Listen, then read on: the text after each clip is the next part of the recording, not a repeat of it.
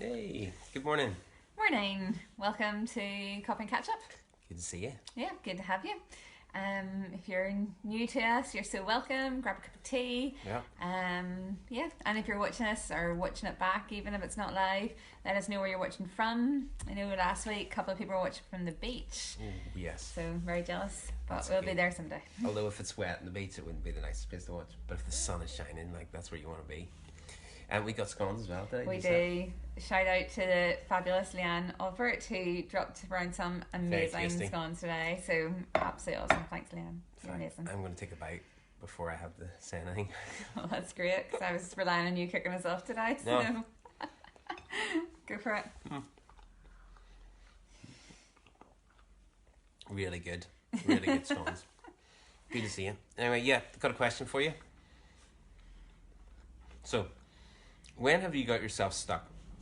So somewhere where you thought, I'm never going to get out, I'm never going to get back. Maybe you were driving somewhere and you're in the middle of nowhere and you got the car stuck and you're thinking, or the car breaks down, I don't know how to get out of this, who's going to come and get us? And you start to panic. Or maybe you've been walking up a mountain and the mist has rolled in and you're thinking, how are we going to get out of this? Or maybe it's much more creative than that. We've already heard the story of Shanley getting stuck up the mountain and having to call in mountain rescue. I don't have anything quite as dramatic as that, but I remember a couple of years ago, I've got the car stuck a few times, which isn't anything about my driving, by the way. It's just the way it happens. But yeah, like I remember going to visit friends and they lived up a hill, and basically what happened was I decided that the quickest way to get out would be to reverse back down the driveway. And I severely overestimated my reversing skills and ended up going off the edge, getting the car completely stuck. And there was lots of people in front of me, couldn't get past, starting thinking, oh no, am I going to be here all night? Are they all going to be here all night? But thankfully there were some people that were really clever and kind. They began to build up a ramp underneath the car and we got it unstuck. So good. So that's just one example. Yeah, your reversing's got a bit better since then. Yeah, my reversion isn't bad. It was just a very tricky driveway, to be honest. Yeah, so there are times in life where, Sir Tanya's like, there's times in life where we can get stuck, right? And there's lots of reasons how we get there. It's often from pain somewhere. We've been let down, we've been disappointed, been hurt. Sometimes life can just be really, really tough. And we find it hard to move on.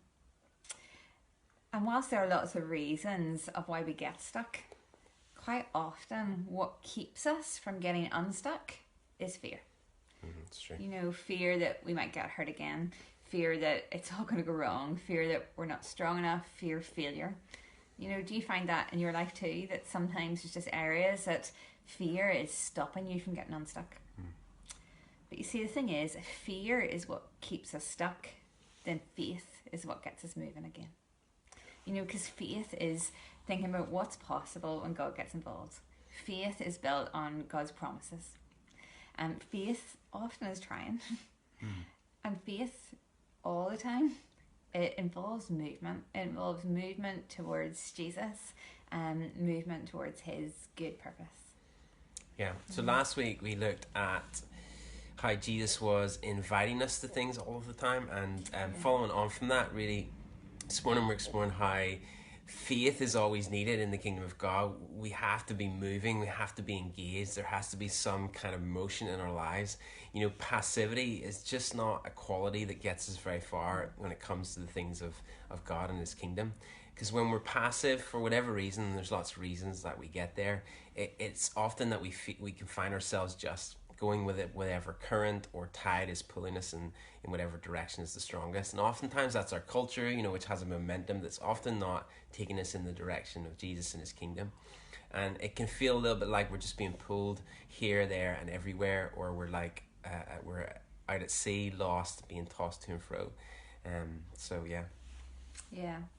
And I suppose really our heart is that this is not a season of passivity, but of engagement. We really don't want to find ourselves immobilized, but instead be immobilized towards Jesus, towards his kingdom. And that's what Jesus desires for us, that he wants us to live with purpose, with focus, in step with him. And the beautiful thing is that he promises that as we turn our hearts and our steps towards him, he draws near and he guides those steps. Yeah. So, what's it going to look like for you to live unstuck? You know, because when we're in motion, it's a lot easier to sense what God's doing. It's a lot easier for Him to guide our path. It's true. And so, the invitation of Jesus to us this morning, I believe, is towards engagement. Engagement in His kingdom and in His purpose. Yeah. And yes, this is a very strange time. It's been said over and over.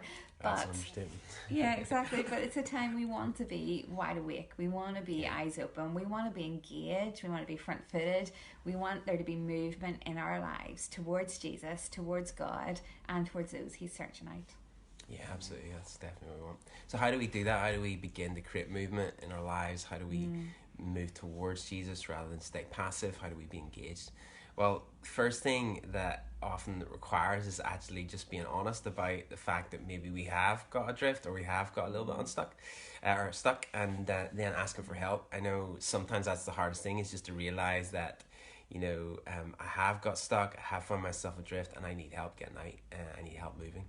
I remember a time not so long ago where I was really hurt by something, and I remember just being really angry about it and really struggling to move on, and I just couldn't get past it. No matter how hard I tried, I just couldn't move beyond it, and it was beginning to affect every area of my life. And I remember it was only when I began to open up about it and be honest about it and ask for help that I opened up to a friend, and it began to move my heart, and it began to move me on, and God began to begin to move me. And so sometimes being truthful and honest and being willing to ask for help and recognize that we're stuck is an act of faith. It is something that creates motion and movement in our hearts towards Jesus, and Jesus always responds to our movement towards Him. I mean, there's just so many stories in the gospel of Jesus responding to people that are moving towards Him. So yeah.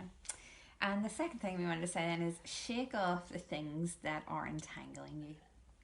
You know, I love that part in the Bible where Jesus sends out His disciples to the towns, and He said, if they don't welcome you, if they don't listen, leave the town and shake the dust off your feet. And I love this idea that we need to shake off what's keeping us stuck and stopping us getting moving. And Paul says something similar in Hebrews. He says, let us throw off everything that hinders and the sin that so easily entangles, and let us run with perseverance the race marked out for us. Yeah. That's good. Yeah, so thirdly then, we want to be people that are moving with others. We want to do life in community. So often doing this together makes all the difference. It can be so inspiring to be around people of faith, people who are moving. It inspires vision, it creates movement in us towards the things of God. And so it's really great to do this together and be a part of others who are moving with faith. And so that's us for Vineyard. We don't want to be passive. We want to be a people who are moving. We want to be a people who are in motion, who are stepping into the things that Jesus is inviting us into. And we want to be moving towards Him. And there are a number of ways that we're going to be doing that over the next little while, particularly looking at how we move beyond the building towards our neighbours and our families and our colleagues and our friends. And if you missed our church update video, which talked a little bit about some of the practicalities of how we're going to do that, you can watch that back, and it tells you a little bit more. It's on our YouTube channel. Yeah, and just a really practical shout out is this Sunday, provided technology does not beat us, we are going to be moving to live streaming our services. We're going to be doing it from the church building, so you can watch online. I would really love to invite you to make that change to watch it live if you don't already. We're going to be doing things a wee bit different, a wee bit creative. There's going to be ways that you can participate and engage with it live. So set your alarms, join us 10:30 live online for our church gathering this week. Yeah, it should be fun.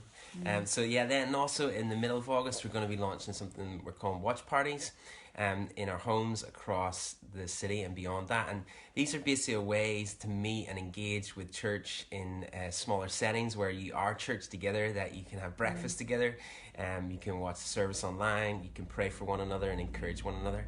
And why not, part of looking at getting moving, why not think about what it might mean to host one of these, and maybe partner up with someone else in the city or someone else that you know, another family or person, and consider what that might look like. And then use it as an opportunity to invite some of your colleagues, your friends, your neighbours to church, to engage with you, to breakfast, and just open up a conversation on faith with them. That would be really exciting. And so we're also going to be sending out an email this week just for people that want to sign up to one of those or want to host one. So check that out and keep an eye out for that. Yeah. So that's really us for this week, but it's just sort of encouragement that this city or whatever city you're listening from, it needs you to lead, it needs you to step up, it needs everybody to be playing their part in bringing the good way of Jesus and that invitation. So why not this week ask yourself those questions? What part can I play? Where can I participate? Where can I be engaged? Yeah, absolutely. We want to be a people who are engaged, who are moving, people of faith, that are participating with God and what He's doing around us. So yeah, it's exciting. Yeah. Anyway, that's us for now. I'm really wanting to eat the rest of the scone. I know, that's sitting in front of me. Because I had a bite. With the video. That was a bad idea to have a bite.